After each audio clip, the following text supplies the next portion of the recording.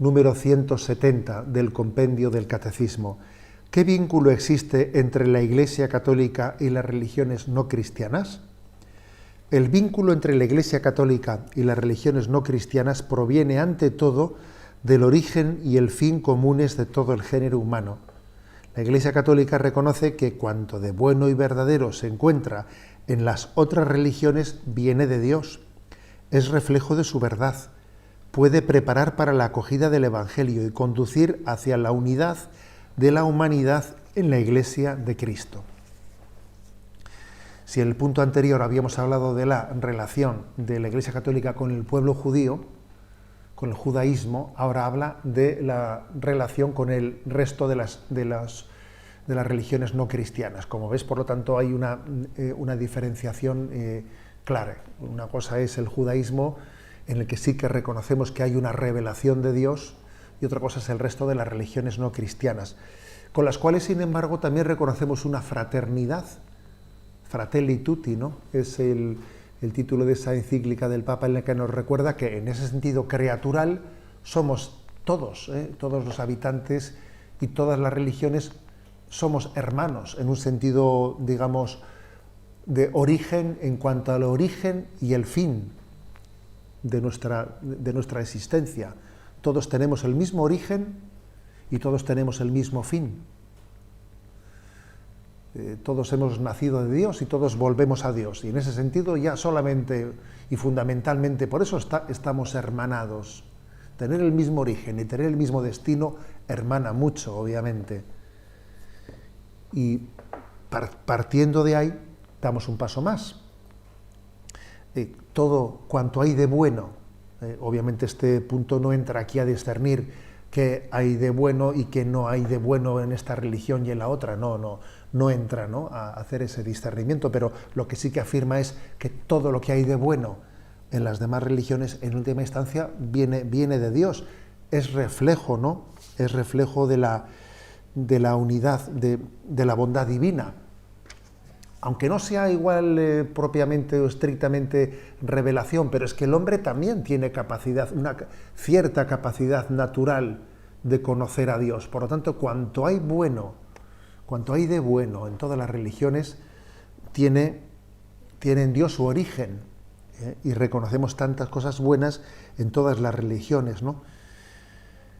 Además, también hay que decir que todo eso que tienen de bueno las demás religiones les preparan para acoger el Evangelio. Nosotros también tenemos que anunciar el Evangelio a los creyentes de otras religiones. Y si viven bien su religión, y si todo lo bueno que tiene su religión lo viven con intensidad, eso les está preparando para que el día que les anunciemos el Evangelio lo puedan acoger mejor. Y si viven pues los miembros de otras religiones no cristianas, si viven, como nosotros, claro, obviamente, si vivimos bien todos los aspectos de nuestra religiosidad, pues obviamente eso nos prepara para la gran unidad, para la gran unidad entre nosotros. Hay un pasaje de la vida de San Pablo muy interesante. Cuando él va a Atenas, él va al Areópago, que era el lugar en el que se encontraban los atenienses y en el que tenían muchos altares. Los atenienses tenían la costumbre de poner un altar a cada dios de cada pueblo. Y eran politeístas, para entendernos, eran politeístas. Y tenían muchos altares. Y entonces llega allí, y cuando San Pablo va a hablar en público en el Areópago de Atenas, había una gran expectación a ver qué dice este hombre que viene de Judea, que se ha hecho seguidor de Jesús de Nazaret. Él dice: atenienses, veo que tenéis en este lugar un altar al Dios desconocido. También los atenienses, además de muchos altares, ¿no?, a muchos de sus dioses, guardaban un altar al Dios desconocido. Y dice Pablo: pues de ese Dios os vengo a hablar yo, de ese Dios desconocido hasta ahora por vosotros, del Dios creador de cielos y tierra. De ese Dios vengo a hablaros. Y por lo tanto hay que decir que en la pluralidad de las religiones, por una parte, podría considerarse una riqueza cultural, pero pero no nos engañemos, también es una dispersión idolátrica. Es también una dispersión idolátrica. En cierto sentido es una riqueza cultural, pero en otro sentido es una riqueza idolátrica. Fijaros, por ejemplo, lo que dice Lumen Gentium, la Constitución Lumen Gentium del Concilio Vaticano II, en el punto 16. Con demasiada frecuencia los hombres, engañados por el maligno, se pusieron a razonar como personas vacías y cambiaron el Dios verdadero por un ídolo falso, sirviendo a las criaturas en vez de al Creador. Otras veces, viviendo y muriendo sin Dios en este mundo, están expuestos a la desesperación más radical. Es decir, que muchas veces el hombre se ha perdido en las idolatrías, ¿no? Luego, la multitud de las religiones, por una parte, nosotros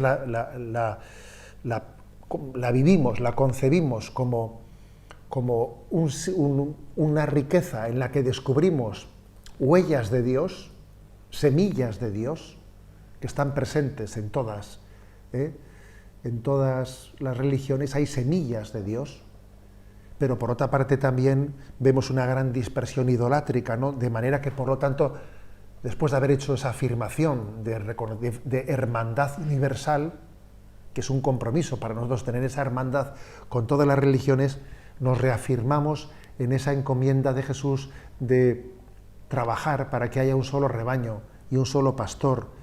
San Agustín decía que la Iglesia es el mundo reconciliado. Repito esto, la Iglesia es el mundo reconciliado. Cuando ya solo haya un pastor y un solo rebaño, ¿no? Y todos hayamos conocido esa plenitud de la revelación en Jesucristo. Mención aparte,